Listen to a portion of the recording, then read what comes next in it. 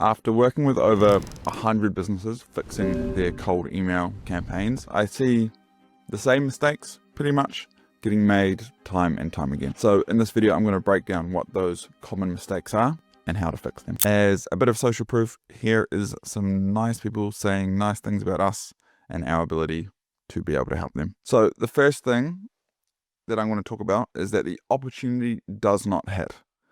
And this may seem really basic, but this is probably the most common thing I see when I look at other people's cold email campaigns. So look at your email. Is there a clear opportunity for the prospect here? Is there a clear opportunity? People respond to emails when they think there's an opportunity for them to grow. This is essentially why people respond to emails, especially in like a B2B context. Businesses are there to grow and make profit. Can they see from your email that there is a clear path for them to grow and make profit? Simple as that. Let's simplify what's going on here. You're emailing people that you can help and they're not interested. So you genuinely believe you can help someone, but you haven't done a poor job conveying that you can help them. That's essentially what's happening here. Unless you don't genuinely believe you can help them, and then like no amount of cold email training is going to help you with that. So from the words that you've said in the email, the prospect does not think that there is an opportunity. So you've said some words because you think there's an opportunity to help them. And from those words, the prospect doesn't think that there's an opportunity for you to help them. That's what's happened. So there's two ways that I recommend solving this. The first is that the copy is too complex. So the prospect is confused with what the opportunity is. So you need to do a better job conveying that idea.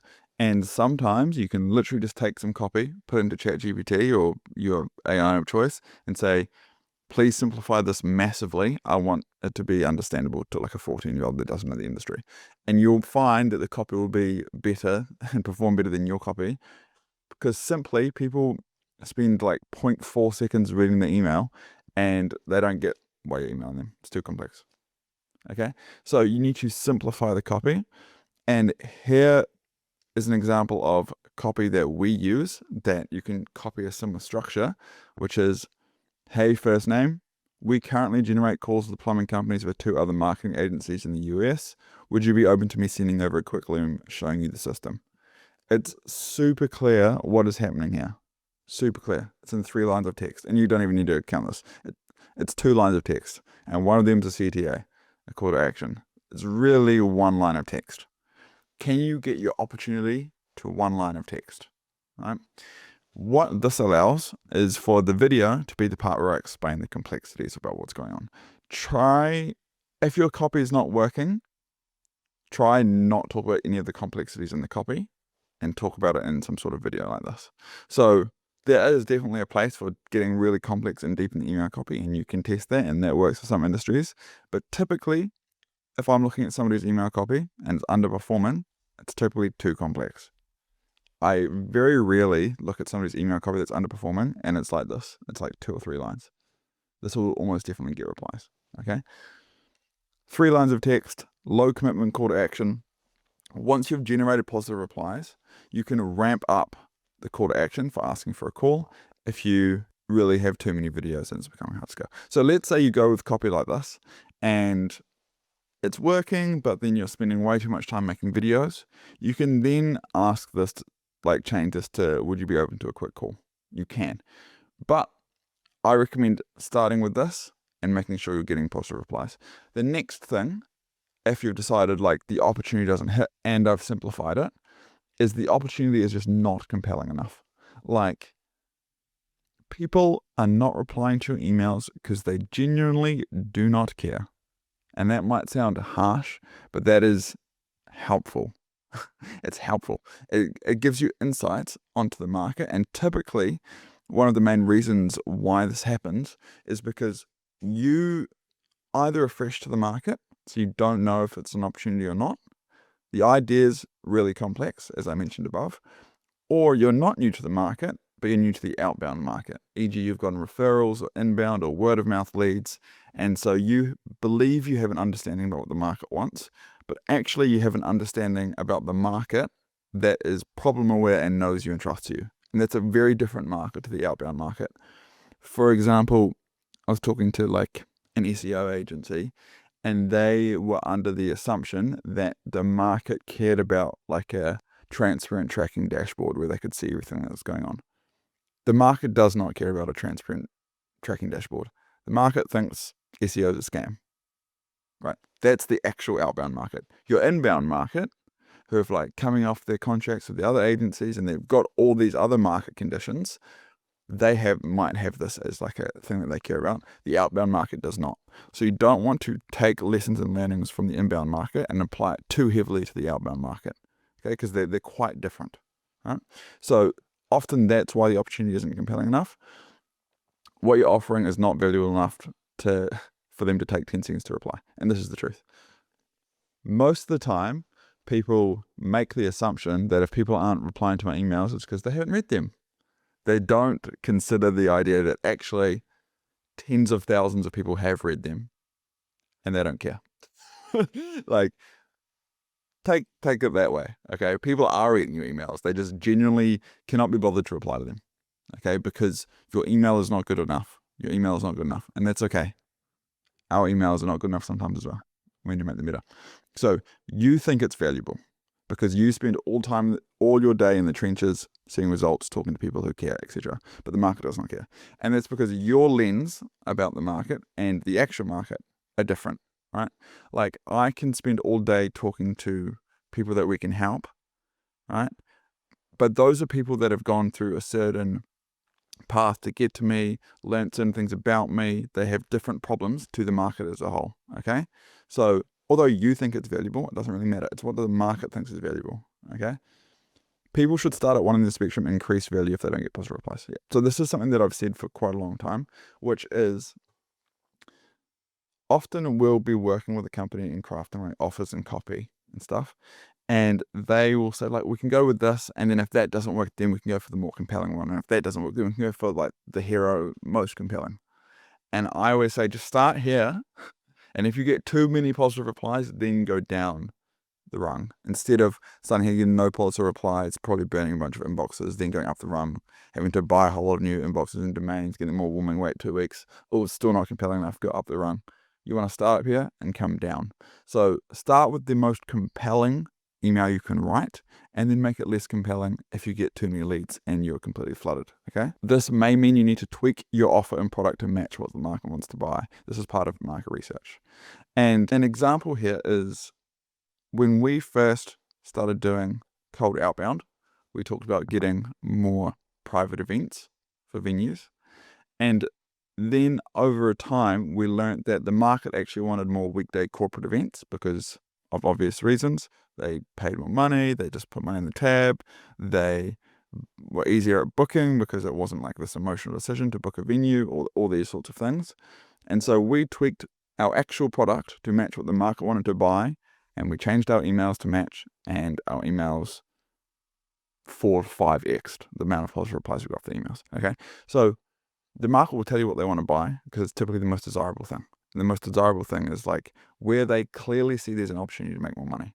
For example, restaurants clearly see that weekday lunches, they do not make enough money for the most part, depending on the restaurant. And so there's an obvious opportunity to grow, okay? You can make the opportunity more compelling by taking on more logistical intensity. So this is something that I got from Daniel Fazio. Essentially, a way to increase the value is to take more logistical intensity. So we can, as a cold email agency, more logistical intensity would be going from generating positive replies to generating booked calls, to taking those booked calls and generating demo calls, to taking those demo calls and delivering closed deals, right? So you can see each one of those steps. The more logistical intensity, the more of those steps you take on, the more compelling the offer is. And here's just another example here.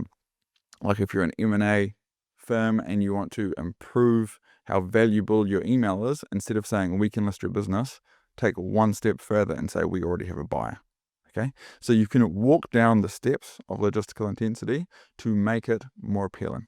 Okay, so the second most common mistake I see is just genuinely not sending enough volume. And like, cool, there's people debating on LinkedIn about not needing to send volume and you can just do it in low volume and everything. If you can just do it in low volume and get great results, imagine if you just sent 10 times the volume, you would just get 10 times the results. Okay, so the more volume is better. You do not obviously want to trade off quality for quantity, but if you're trying to do it manually, you're going to hit a cap before you reach any sort of level of volume. So it's going to be automated in some way. And if it's automated in some way, you can probably scale the volume. So unless your industry is really small, send more volume. We're trying to find arbitrage opportunities, right? So cold email is essentially the game of identifying arbitrage opportunities. If I put this message in front of this prospect, it will cost this amount of dollars and time and effort, and I'll get this many closed deals, which will have a lifetime value of this. Is this an arbitrage opportunity? Yes or no? Yes, it is. Okay, let's pump a whole lot more resources in here and get a whole lot more opportunities. Okay. Let's say for every dollar in, you get $3 out. And then you go and put $6 in and you make $12 and you're like, well, this was a waste. I only made fucking $6 profit. Like, it's just not worth my time, effort, or energy, right? You're just not sending enough volume for your winning campaigns to actually win. And this is what a lot of people do. They go, they send like 500 emails in a week. They get like 2 positive replies and neither of them turn into deals. And they're like, oh, well, this doesn't work. And it's like, yeah, what if you sent, for argument's sake, 50,000 emails? Right? In a week, you're going to have a very different result. Okay, so not enough volume is super important for winners, but it's also super important for identifying why a campaign is losing, right? Because again, let's say you got to the end of a week and you'd sent 500 emails and you hadn't generated any positive replies. It's also not enough data unless everyone emails you and saying, hey, that's not my name. E.g., you got the first name wrong, or hey, that's not my company. And this is a very obvious signal about what you've done wrong. You're not going to know. You're just going to be at the end of the week twiddling your thumbs and being like, okay, well, I suppose I just have to wait another week. So sending more volume allows you to win on winners and identify losers quickly, because identifying why a campaign's not working isn't due to time, it's due to volume. Right? You could send 2,000 emails in a day and figure out why a campaign's losing, or you could send 2,000 emails over 3 weeks and then figure out why it's losing. Okay, so yes, winning campaigns will win quickly. Like, we know a winning campaign within 48 hours most of the time. Okay, but if it's not winning, you're not going to know why it's losing without enough data. So if you increase volume, you'll be able to uncover if it's a copy issue, lead list issue, deliverability issue. So scaling volume helps in 2 respects: scaling a winning campaign, identifying issues with an underperforming campaign. You can pretty much scale to what your total addressable market allows, and we've seen no issues with re-emailing list every 12 weeks, as long as you remove anyone that's asked to be removed and you remove people who have moved down the sales pipeline. Just make sure you get those people out of the list and then you can use the list again. And what I mean by this is, let's say your total addressable market is 300,000, all right? And we're saying we can email them every 3 months. You can essentially set your sending up to send 100,000 emails a month, right? And like, that's what the winners are going to do. They're just going to be like, okay, let's say there's an arbitrage opportunity with cold email. We don't know how long it's going to be. What's our total market? How frequently can we reach out to? Okay, divide the total market by 3. That's going to be our monthly volume. And then we just try and improve results from there. Okay. You can simplify your email copy and 5x your sending volume. This will most likely fix your campaigns. So this is the advice that I typically give when I talk to someone. I'm like, I look at their copy. What's the gist that you're trying to say? What is the opportunity? Put that in one line, 5x the volume. You're probably going to win. Okay. That's the simple way of doing it. The leads are not people you can help. So this is just a mistake that I see, and it's a mistake that we've made as well, where there's some issue on the lead scraping front. Either the data you're getting is old or inaccurate, or there's been some issue here, and you're trying to figure out why you're not getting positive replies when the lead list has fundamental issues. So download the lead list, open up 50 of the URLs, like of their domains, of the websites of these companies, and just make sure they're people you can help. If you're getting a ton of no longer work here emails, right? Like if you're like, yeah, I got a 5% positive reply rate, but they're all people saying they don't work here, then your data could be outdated And there's lots of issues with that at the moment with people, let's say, just like exporting data from Apollo, and that data might be like 6 to 9 months old at this point, and so lots of people have left those companies, especially in roles which have high turnover, this sort of thing. So your data could be outdated, it could be inaccurate. So there's two ways to solve this. You can either filter on the front end, e.g. the source that you're getting the data from, improve that, or you can filter on the back end, get your data, put it into Clay, have a prompt where you essentially use AI, Clayagent, to say, go to this domain, is it a roofing company, yes or no? And if it's not a roofing company, e.g. in this context, someone you can't help, then you remove them from the list. So you can filter on the front end, filter on the back end. I will show you a quick example of how filtering on the back end works. So this is a Clay table. I have a full video breaking down how we use this to scrape data. There should be a link to that somewhere on the video here. Essentially what we're going to do is you're going to use the domain, pull in the domain of the lead, visit this website, this is the name, explain what this company does and what services they offer. Make sure to include anything that may be related to painting, right? And then we're going to ask, based on this answer, does this company provide services related to painting? We found splitting it up makes it more accurate.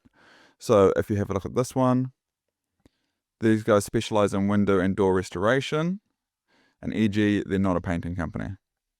Cool, so they're not on the lead list, so our lead list is more accurate that way. So the final thing I want to talk about is a misunderstanding about what cold email is, right? So cold email is top of funnel, the market is skeptical, and the market is different to an inbound market, and you're not using cold email to sell. So this is the crux, right? You're reaching out to people that don't know you. Because they don't know you, they're inherently skeptical. Right? Because they're inherently skeptical, they have to be treated as top of funnel, because skeptical people will not buy. And you cannot convince them in 3 little lines of text, which means the goal of what cold email is, and the goal of your cold email is not to make a sale, but to start the lead nurture process. And the goal of the lead nurture process is to start the sales process. And the goal of the sales process is to give you the opportunity to pitch. Okay? There's lots of steps here, right? And I like to use the golf analogy, and I think the more I think about it, the better the analogy gets. You're playing a round of golf. You try and get the ball from the tee box to the hole. If you just try and hit the ball into the hole of the tee box, you're going to miss every single time. Okay? What you're trying to do is you're going to try and write email copy so that you can easily lay the ball up onto the fairway. And then from the fairway, you could even lay it up again, right? And then from there, you're going to get onto the green. And then you're going to try and putt the ball into the hole. Okay? It's a sales process that you walk them through where you build trust over time, because they're not going to buy without that trust. They don't just magically get that trust after reading your email. And this is fundamentally why people misunderstand cold email, is because they take obvious assumptions that they've taken from closing deals that have come inbound or referral, and they apply them to cold outbound. Inbound referral, warm leads trust you inherently. Cold outbound distrust you inherently. So the process has to build trust, right? This is why people often will do cold email and then think it's going well because they've like pitched a few people and none of them buy, and then they're confused and think cold email doesn't work. It's like, yeah, you pitched a few people, but you did nothing to build trust before that. Like, they're not going to buy. Okay? So the goal of cold email is to build trust. So you're going to write this email, right? You're going to make it simple. You're going to have a very clear opportunity. You'll send lots of volume. But the goal of that email is to move them into the next stage where you're trying to build trust, genuine relationships, and convey that you genuinely have an opportunity that you can help them with and that you are the person for the job. Okay? You are using cold email to get prospects to raise their hand so that you can build trust, to give yourself the opportunity to pitch. Cold email, you're hitting it off the tee onto the fairway. You're not trying to get onto the green. You're literally saying, hey, I've got this thing I think could be interesting. Would you be open to learning more about it? And then if they say yes, then you use that as an opportunity to build trust. Okay? Hopefully that makes sense. Some people believe that their ideal buyers are just hanging out in a pond and that they're fishing and they're just fishing in the wrong pond. And like, oh, there's an issue with the lead list, guys. These people don't want to buy my stuff. We need a lead list of people that do want to buy my stuff. Let's find people that have marketing budget. Can we do a scrape of people that have marketing budget? No, that's not how it works. There is no pool of buyers out there that you just need to find the right pool and put your email in front of, and then they're going to be the buyers. Okay? It's a cold market of skeptical people, and you're building a system that takes those people into people with slightly more trust, and those people into people with slightly more trust, and those people into a system which allows you to pitch. Okay? That's what cold email is. So a fundamental misunderstanding of what cold email is often a problem that I see when I talk to companies. TLDR, improve, simplify the angle, increase the volume, improve the lead list, and make sure you have a clear understanding of what cold email actually is. That's a top of funnel process, which is getting people to raise their hand so that you can build trust, so that you have the opportunity to pitch. If you're a business and you essentially want to see if you're getting the best ROI out of cold email, you can book in a call with somebody in my team below. And if you found this video helpful and you want a full 90-minute training of me walking through everything we do, there should be a video on screen now where I break everything down. I'll see you there. Peace.